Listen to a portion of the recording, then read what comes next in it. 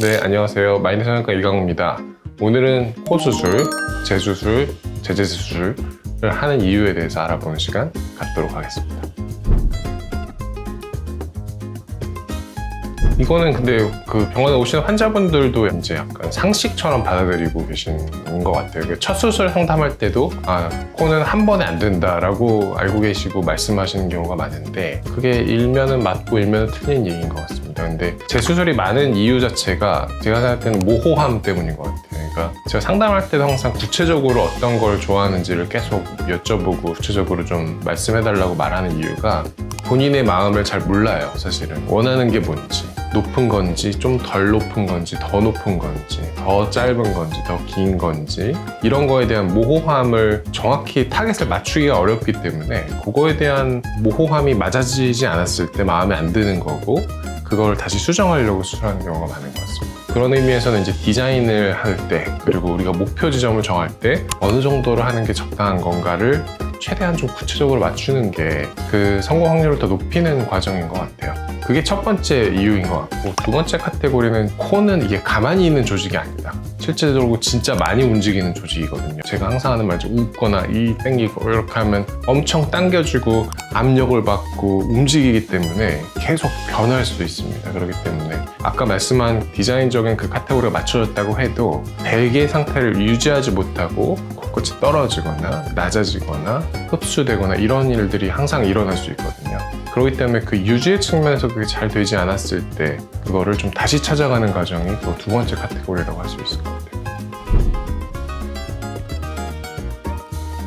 압력을 굉장히 많이 받을수록 지방도 마찬가지지만 이 생착률이 조금 떨어지거든요. 연골도 압력을 세게 받을수록 작아지고 좀 줄어드는 효과가 생기니까 이게 특히 작은 코들 같은 경우는 해당성이 좀 더 커요. 왜냐면 굉장히 작은 코가 되게 높아질 때는 굉장히 큰 압력을 받습니다. 그래서 작은 코가 되게 화려하게 갈 때도 자가능을 더 추천하는 거는 비슷한 환경에서는 이 퍼포먼스 차이가 안 나지만 기증능과 자가능도 압력이 굉장히 큰 상황에서는 좀 퍼포먼스가 다르거든요. 그런 것처럼 압력을 되게 많이 받을 때는 흡수가 더 많이 될 수 있다라고 생각하시면 되는데 이게 우리가 작은 옷도 한번 입으면 늘어나잖아요. 마찬가지로 피부도 한번 늘어나게 되면 그 다음 수술에는 조금 더 수용 범위가 넓어진다고 봅니다. 그러니까 흡수랑 유지의 면에서는 다시 수술하면 더 유지가 될 가능성이 높아지죠.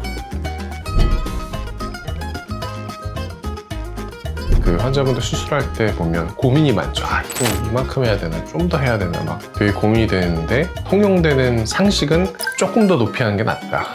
너무 자연스럽게 하면 좀 후회한다. 왜냐하면 시간과 노력을 들였고 수술을 했는데 아무도 못 알아본다.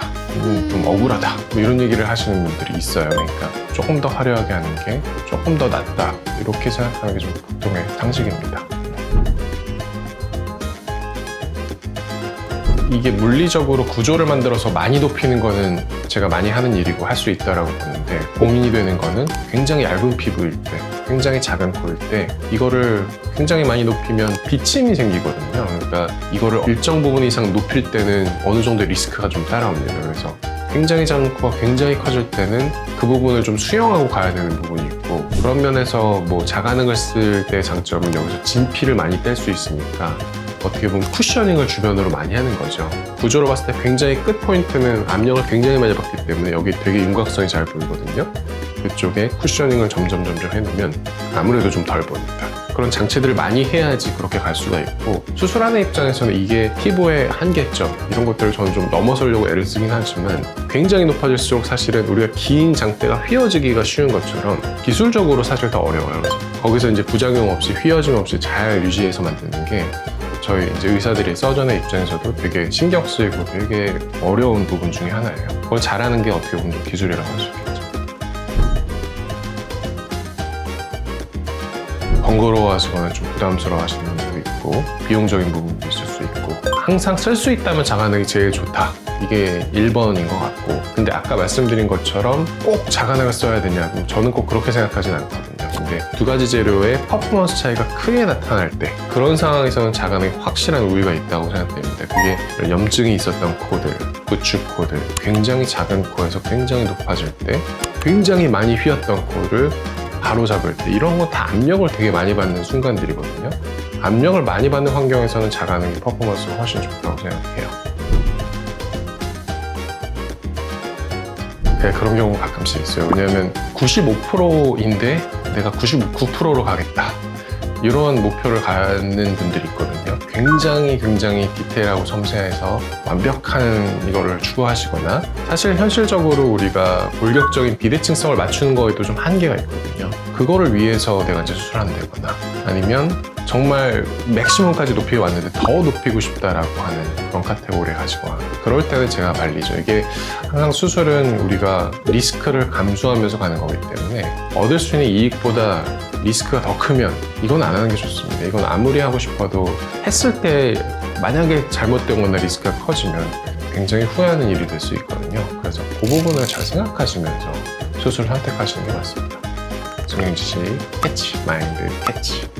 오늘은 코 수술 중에 재수술, 재재수술, 재재재수술 그 이유들에 대해서 얘기해봤습니다. 자세한 의견 전달과 상담을 통해서 목표를 잘 잡는 것, 좋은 재료를 써서 잘 하면 꼭 재수술하게 되는 건 아닙니다. 그 과정에서 좋은 결정과 좋은 결과가 있으시길 바라겠습니다. 다음에 더 재미있는 주제와 좋은 영상으로 찾아뵙겠습니다. 감사합니다.